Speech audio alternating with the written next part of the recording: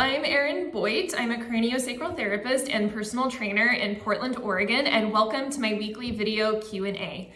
Each week, I answer a question that someone sends me over social media or email. This week's question actually came to me from a few different people. It's been a common theme among my clients and even my friends, and that is about troubleshooting knee pain when lifting. Now, if you've seen any of my other Q&A videos, you know that I love to start out by addressing some of the myths around a topic. And I gotta say, when I started this video, that was really hard to do because there are so many myths out there that I didn't even know where to start. It's actually kind of infuriating just how much misinformation there is. So I'm gonna start with my least favorite myth, which is that the knee is just a poorly designed joint and that wrecking it is inevitable as we age, no matter what we do. The idea that evolution has failed us in this regard is simply not true. Evolution does not make mistakes. When people say this, they generally are not taking into consideration the design of the joint as well as how we are using it. This leads me to my next least favorite myth, which is that we should always lift with our knees. Now, we hear this cue ad nauseum at the gym and in safety videos at work if you have a job where you do a lot of lifting. And it's not entirely untrue because yes, the knees do participate, but they are a joint, not a muscle. So they are not the heavy lifters here. That's actually the glutes. And the glutes are activated not by squeezing them, but by pushing with your feet when you lift. This is efficient movement that is going to save your knees and probably your hips and low back as well. I'll show you what I mean.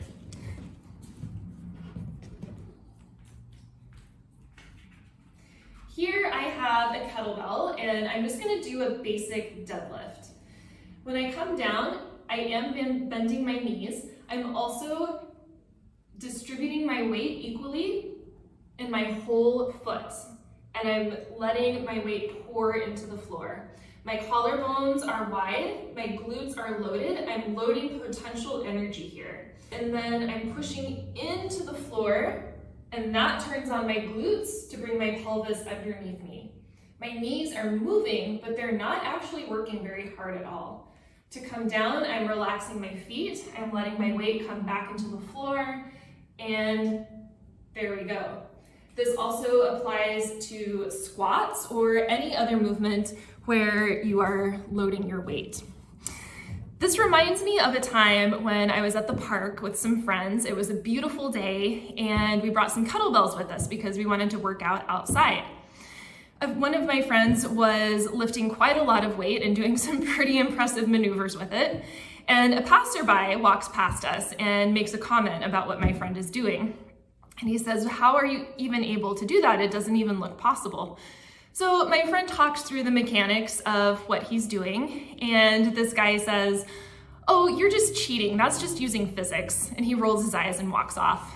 And my friend and I had to kind of laugh about it because we know that the human body is not exempt from the rules of physics. And in fact, if we're using physics to our advantage instead of fighting against it, we're gonna have way more efficient movement and healthier bodies in general. So I have barely scratched the surface on this topic, but I would love to answer more questions. So I hope that this video was helpful, and if you have a question that you would like to send my way for next week's Q&A video, I will post the links to all the ways that you can reach me along with this video.